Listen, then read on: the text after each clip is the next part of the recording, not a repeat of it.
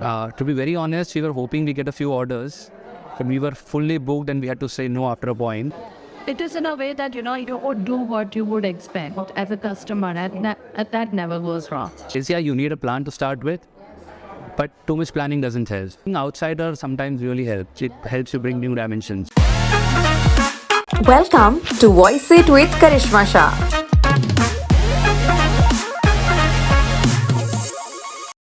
So, I've Priya, and thank you for coming for the show. And I'm really happy to host you guys today. I personally have experienced Sappadu, and the food that you guys make with so much love over here. And I'm so happy to have you both here, host you both, listen to your journey and listen to your story. Nice. And we are happy that we got a chance to host you at the restaurant also today. Thanks. I'm nice.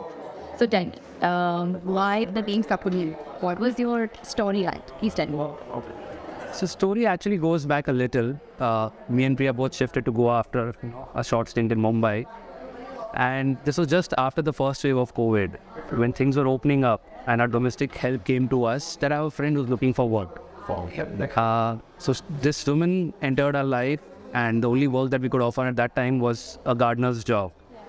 But one fine day, because it was raining, so she came inside and she helped us with the meal, which she found to be fabulous, both in terms of her passion for food and the kind of food that she made. And while her stint was ending with us, she was leaving us, we realized that she and her husband both had lost their jobs. This is when we thought that we can help in our own way by maybe having a lunch which we can deliver and she can cook, and whoever would be interested to have an authentic South Indian experience can order from us. To be very honest, we were hoping we get a few orders, but we were fully booked and we had to say no after a point. That's what that we can't handle more than this. So this is how it started. It was only supposed to be a one-time meal to help her as a pop-up to raise some money for her. So I was never even consulted for the name Sappadu. Priya was in charge of the creative department, so she was making the flyer, and she just decided Sappad, which means food in Tamil, meal in Tamil. Lunch of Tamil. So lunch of Tamil, yeah. And that was supposed to be one lunch, and that's how we named it, and we just put together a logo and creative, so that money goes to her for sustain for a little time. And then a lot of orders came in. We had to buy new vessels, and then they kept telling us that you have to do it every Sunday. And that's how I started. We decided to host people at our home instead of packing stuff and going at that delivery. Yes. That way we employed her Sunday to Sunday, and we got to know and meet a lot of people. Because it has COVID, we were new to Goa. And a lot of people came in, and we got new friends in the city. That's a very nice way to actually even network when you're in a new place, right? I mean, what better connection than food? Exactly. I think it was fantastic for you guys. In hindsight, yes, this is what the connect comes out to be. But at that point of time, it was only looking forward to one Sunday at a time. Because as she said, we delivered and we realized that this food is not experienced in delivery. It is best experience when somebody's serving you hot and fresh on a banana leaf. That's the experience which we like, and we just wanted to share it with people who would appreciate this kind of experience and food. So you both have a Gujarati background, right? Yeah. Just like me. So I want to know how this transition been. So for example, from eating a typical Gujarati food at home to now having this sort of being the full space of your own, where you're serving so much love on your platters with the whole South Indian food, right? You tell us how that journey has been, and what is the kind of feedback that you've been getting from family, from friends? Well, as you said, we are Gujaratis, but then I think there was a little bit of South Indianness in us always. If you're from Mumbai, you would know that I'm born and brought up in Matunga, where you have the best South Indian trees. I studied in a South Indian school and a college, so that was my background. Priya, on the other hand, has worked extensively in South India in small villages. She had a long stint in Bangalore. So even though she's from Ahmedabad, but she has that South Indian connect. So that's what I think connected both of us in terms of our preferences for food. Wow, that's really nice. I guess when I ate Gauri's food, it reminded me of those urban restaurants in interior villages where I worked. Yes. And it was so pure and authentic, and it was so different from what we get in restaurants that we wanted to share it with people. And on the other hand, this is our skipping, but with regard to Gauri, She was doing garden work and household work, but she had spark in her, and she was so happy while she was okay. Yeah. That, not being from the background and etc., but she loved it, and we were like, this is a talent which should not go waste, and we should like anything to help her and, get her to do what she loves to make. Oh, that is fantastic. That is another part of the story where, it was a two-way thing where, we got to do what we wanted to do and she got to do what she wanted to do. So It's always like that. I feel like, the whole transference of kindness, I always say that, when you transfer kindness in whatever way possible, it's like a karmic cycle. It comes back to you and hits you so hard. And you're like, I don't even know how this is happening to me. But somewhere down the line, it's your own transference that maybe you showed to somebody else, and then now it returned to you in some other way. we're not sure about that, but with this, we've been really lucky and good things kept happening to us. And it was never an effort from our side that, we would go and sort of advertise it, or things just kept happening, and we've been really lucky and, full gratitude that good things came along. Oh, right. It's really nice to have, Also, it kind of resonates on food. You mentioned that it's home style food. And I feel like that's so important in today's day and time, because you're also sourcing local products. You're using really, really nice items which a lot of people don't know about. Like you were talking about the red masa rice, and so you don't know the essential nutrient balance in that, right? And then you serve it. And I also feel like when you go to a restaurant and you eat restaurant styles, it has a peculiar taste. And then when you eat food in a certain way, it's very rustic in home style. It also kind of tastes like that. And I kind of found that in your food, that it was very home style, very rustic, and it's just that comfort that you feel that you've eaten something from your own home. Yeah. Yeah. I feel like that is beautiful about you. I think that is what we were looking for, and that's when we found it. We thought, more people should, get a taste of it. After I think having traveled a bit and eaten so much outside, we really long for good home cooked food. And I agree. And that's something that kind of brings you to creating stuff also like that. Correct. Lovely. And I think two pillars that we have at Sappadu is authentic traditional food, and other is the healthy. And good thing is you don't have to think too much. If it's authentic and traditional, I think in our culture, traditional has always been healthy. It is a fine sort of, yeah. Kavri does talk about the whole Ayurveda aspect behind what she cooks, and say for example, if she's making something with urad dal that has a salt powder and nitro powder in it, so that it doesn't, affect no gas. To digest them. Yeah. So everything that she cooks, if there is something that may cause some problem, then always by an ingredient that she adds that is back and set. So and minimal oil, and she talks about the 6 rasas where the thali that we offer has all the rasas in it, and so that way also it feels really good to have and serve this kind of food. Yeah, no, it's brilliant. I feel like from the ambience to the rustic glassware to even the food and everything, I think it out that essence. You just coming with word go. It's just there, like 1, 2, 3, 4. It's an entire feeling. So I was actually telling about this, that when I did eat over here, in an entire experience, it's not just one. From the time that you enter, from the time that you go back, it's an entire experience. So congratulations to you there on that. I think this is where Priya's education and prior work to this helped us. She's a designer by profession, right? So I think this was not just only about food, it was an experience that she wanted to curate and give it to guests. So this is where she's been able to capture everything, right from the decor to the ingredients that we use to the things that we use in terms of our glassware and everything. Fantastic. Wow. You guys started at Walmart. It was the whole venture first, right? And like down with this feast, you're in this entire feast that you have now created. What is all the challenges that you faced, I mean, could there anything that you feel like, this is something that took us time to kind of, we went, figured out, we were going down.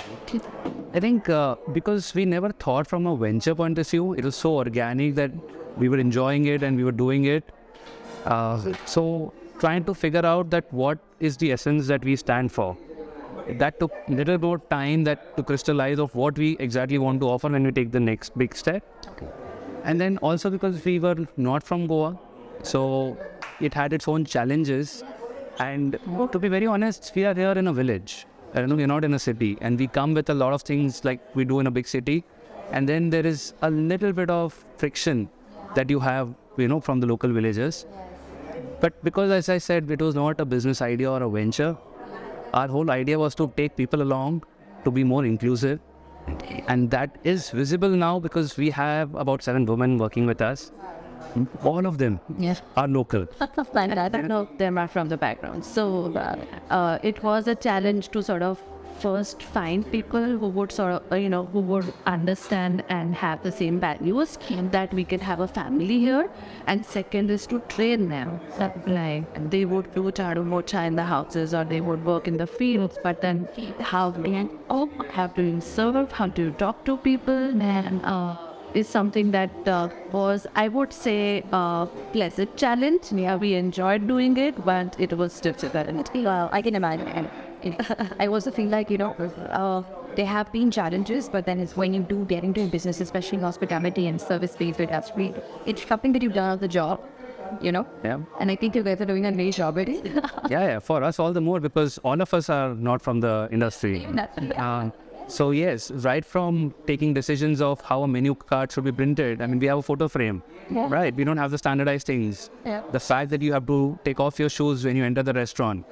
These are not, right, conventional things. Yes. We have questioned each and every detail and experience and come out with what we think we would like, what guests would like.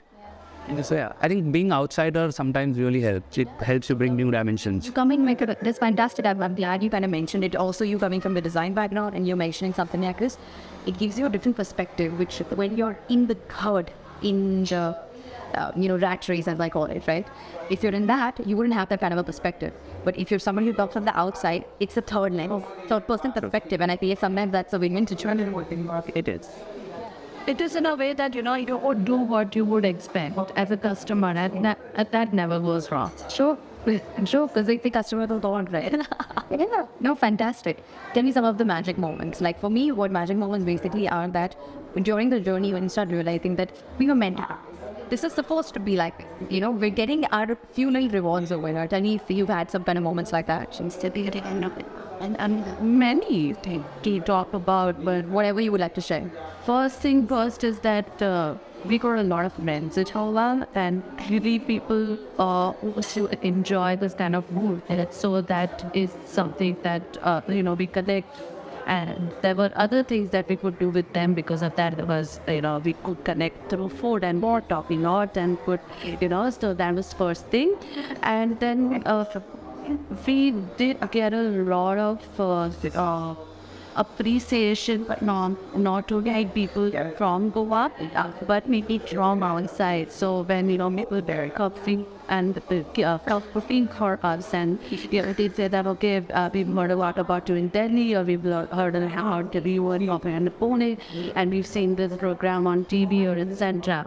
That is something that we, as a family, really, and like Sappadu family, we are really happy about that. These women and us would make something that people come looking for. So that is one thing. And third thing is that inside the kitchen, all of them have been with us since day one, and they're still with us. And now they are managers and they are handling the whole team under them. And we could literally leave the restaurant with them and, go for a vacation. And that is something that makes us really proud. That Very difficult to have as well. yeah, But once you achieve it, that's fantastic. it's like, she had skills that we could sort of hone the skills, or, we could appreciate it and put it to good use. And we did, that's the most beautiful thing that I like about manager. I think we're getting that fun and joy out of the fact that we are able to empower people. So Yeah. And good food, so we get to eat when we want. Yeah. On the note food though, tell me both of you, so individually, what's your favorite item or what's your favorite thing that you love eating from your own kitchen at something? Oh, that's a difficult question because we love a lot of things. But you have to choose one. But if I have to choose one, because the masala vadai, the kirai masala vadai that we do, Okay. it's something that you don't find so easily in other South Indian restaurants. Okay, please explain what You it is. typically have the medu vada, right? Yes. The kirai masala vadai is the chana dal, half crunchy vada, Okay. and it's healthy, has some spinach also in it. So that is typically you only find in roadside stalls when you travel in South India. Oh, very local. Yeah. We have it with chai. And so that's an evening snack for them. So yeah. Yeah. So that's something my favorite because I don't get it anywhere else. Wow. And what about I can eat this food every day. I know. Yeah. Me too. Like you would like the rice. I'm a rice person. Yeah. And I could have the meal like every day. Every meal of the day. Yeah. So I like the thani, the pasta which has a little bit of everything. Yeah. And I'm really that way. But that is nice. It's good to know. Thank you for saying that. Also, so, I want to know one thing. You as entrepreneurs, right? This whole journey that you guys are starting now, and of course, looking into a health aspect also. What's one lesson that you would want to kind of, tell everyone who's tuning in and everyone who's listening? Something that you learned about your journey, and maybe something that could help other people to understand in their own journey. I think I've done my MBA finance, right? So we used to make a lot of presentations, a lot of Excels. And one thing that I've learned the most is, you need a plan to start with, but too much planning doesn't help. You just have to have the conviction, take the plunge, and on the way, you'll always figure out, and learn to maneuver your way. So too much of data, too much of planning is not something which helps in entrepreneurship. That has been my biggest learning. That's really nice to mention. Everyone's always thinking about make a plan, let's plan 5 years ahead. We usually ask people, what's your 5-year plan? What's your career plan? But then sometimes you're right. It's just it's just this gut instinct that you kind of follow sometimes, and then the road kind of paves for whoever is of the journey. Yeah. It just starts opening up slowly, right? That's fantastic. Thank you, Anuj, for sharing that. I think so many listeners will be like, really motivated to know that. Thank you for that. What about you, Priya?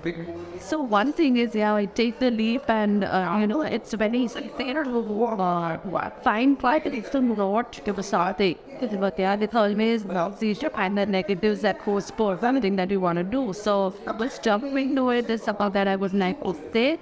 And then was out of airways. Hopefully you could not mistake and thing like that. I mean, today's generation, including me, we're all very scared of making mistakes, and we get very disappointed and disheartened, and we're scared of being wrong. But it's totally okay. I mean, it's totally a part of the whole journey, and you learn a lot of the ways. Something that is that we have.